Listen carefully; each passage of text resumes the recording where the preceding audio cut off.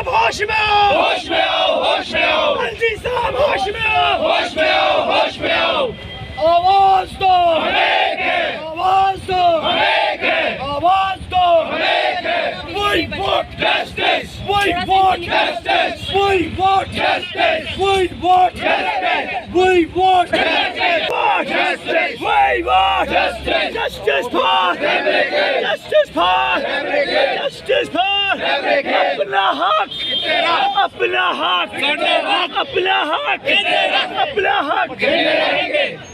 आवाज दो, हम एक हैं, एलजी साहब होश में आओ, होश में आओ, होश में आओ, एलजी साहब होश में आओ, होश में आओ, होश में आओ, एलजी साहब होश में आओ, होश में आओ, होश में आओ। तानाशाही नहीं चलेगी, तानाशाही नहीं चलेगी, एलजी तेरी तानाशाही नहीं चलेगी, नहीं चलेगी, एलजी तेरी तानाशाही नहीं चलेगी, नहीं चलेगी। 19 मई 2022 को हमारे लिए एक ऑफिशियली ऑर्डर आता है जिसमें जो हमारे लिए पोस्ट रखी गई हैं उनको ये डीफ्रीज कर रहे थे। कल को जो हमने रेगुलाइज उन्हीं पोस्ट पे होना था, ठीक है। हमने अपना प्रोटेस्ट किया, बीजेपी का घेराव किया, बीजेपी ऑफिस का घेराव किया हमने। 8 दिन के बाद रैना साहब हमारी अपॉइंटमेंट कराते हैं एलजी साहब से। हम जाते हैं श्रीनगर राजभवन उनको मिलने।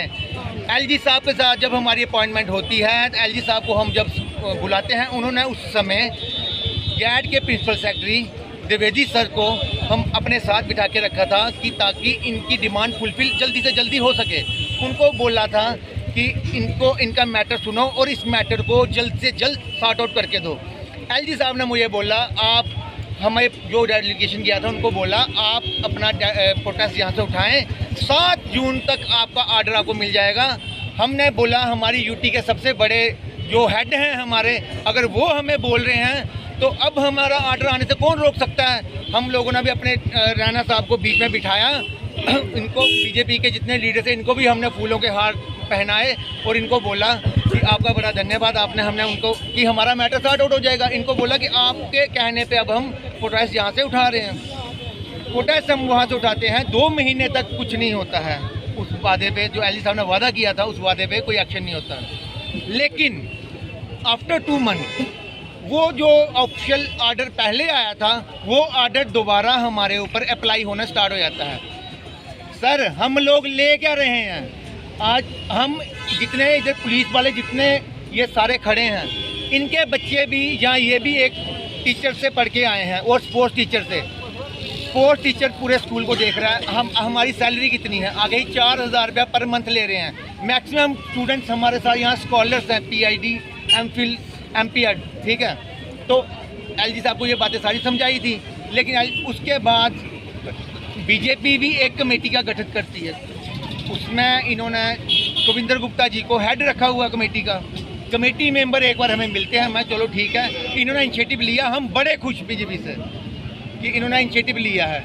लेकिन उसके बाद क्या होता है, उस कमेटी को बने हुए 1.5 महीना हो गया, लेकिन अभी तक उस ना कमेटी की कोई रिपोर्ट सबमिट हुई और वो ऑर्डर विद इन डेज हमारे पे अप्लाई होने जा रहा है। उसके पॉइंट्स हमारे पे अप्लाई होते जा रहे हैं, मतलब वो ऑर्डर रुका नहीं।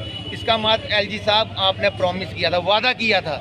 इन बच्चों ने आपका मान रखा, आपकी बात सुनी, लेकिन अगर तब भी अगर आपकी बात भी नहीं पूरी होगी तो हम किसके पास जाएंगे।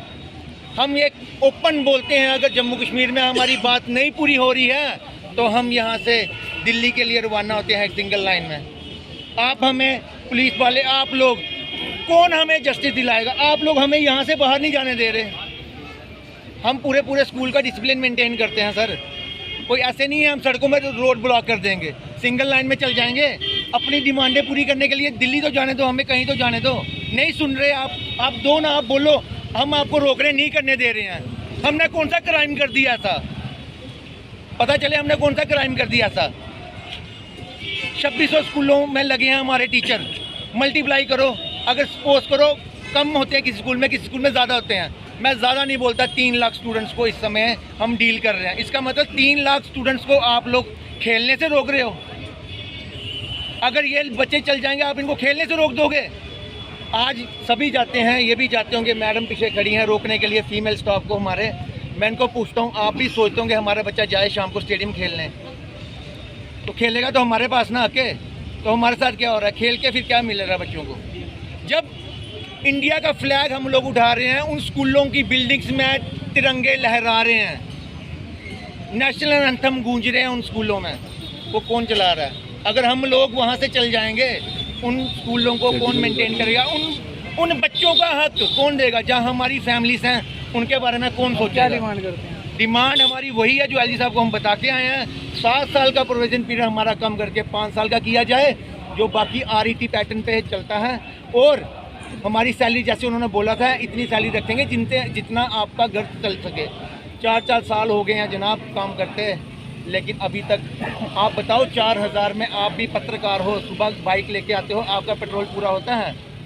किसी का होता है 100 रुपये में गुजारा?